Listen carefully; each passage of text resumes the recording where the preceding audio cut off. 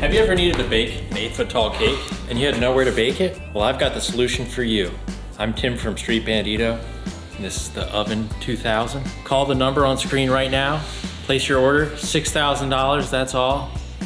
You can have one today. So before we get into this week's video, this is the last chance you have to guess what our next big build is.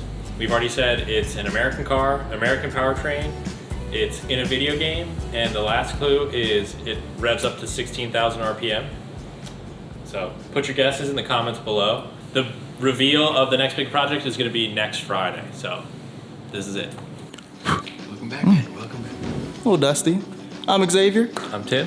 Welcome back to Street Bandito. Today, What's up, guys? this Shop upgrades. infomercial king Yes. blessed us. So cringy watching myself do that again, but yeah. It was great. Gotta do it for the YouTube, gotta entertain you guys. Yeah, so focus on today's video is a bunch of shop upgrades that we've made over the past month. So we're gonna start over here with the big pink elephant in the room.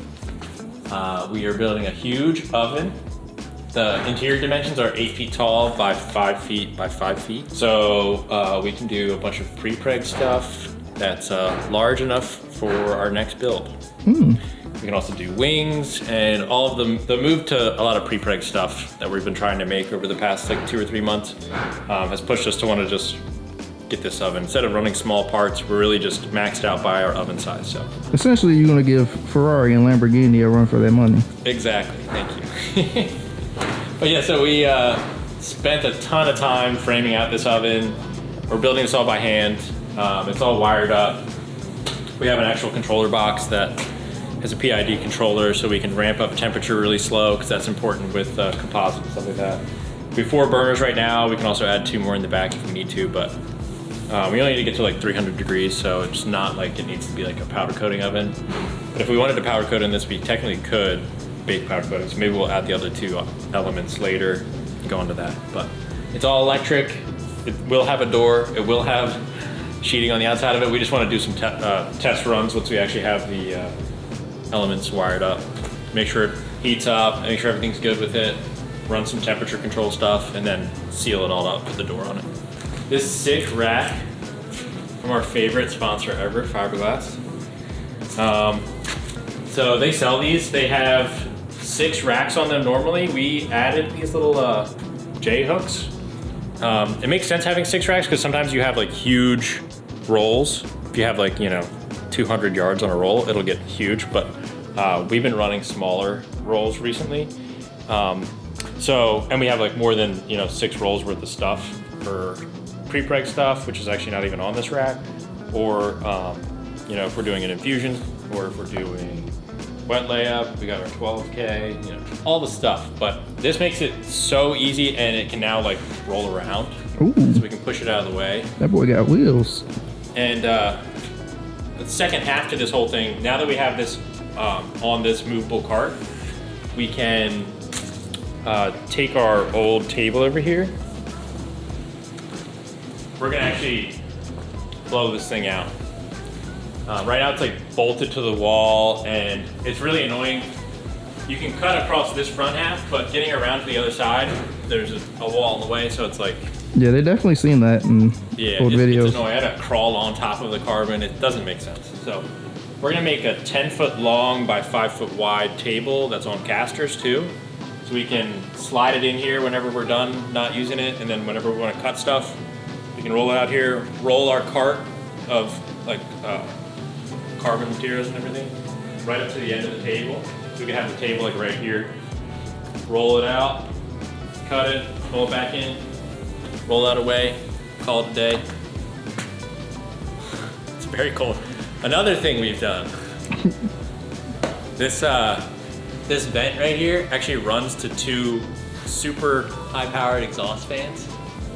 Which we had, for the OG people that remember, this is where the bag was. Yes. We used to have So it didn't work for years, and there was like a big bag that we had around this from the cold air that was coming into it. So we put a bag on it to keep it insulated, and then water would leak into it, and then it like became this huge like saggy diaper of just gross green water that just sat. Literally the water sack. Yeah, we eventually poked a hole in it and it leaked all over it.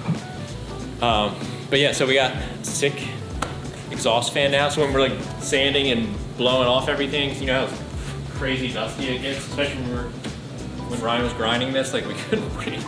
So we can just turn that on, suck it all out. Good to go. Ooh, damn. Got that dust dog. Can I pet that dog? No, he's Can I sleeping. pet that This is a nice vacuum setup that we got. It's like a super large shop vac, essentially. Fire logo. Yeah.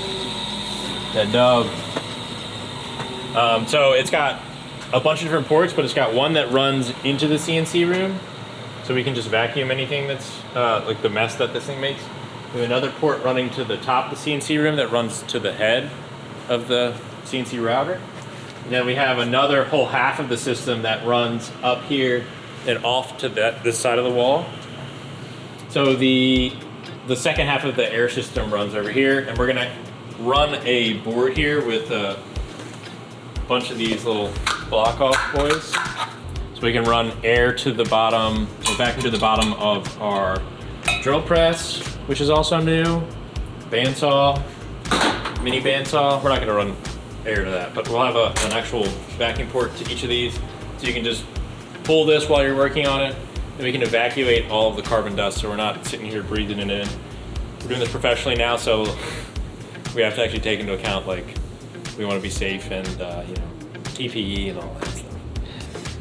We're also gonna make we're gonna move a lot of this stuff and make this whole room a vacuum room in general. We're thinking about maybe running that port down, but We'll get there. another time. Yep. And lastly, my youngest brother David also built us these sick storage shelves so we can hide all of our old molds and carbon parts that we don't want YouTube to see. So that's how you do your car wash? Yep.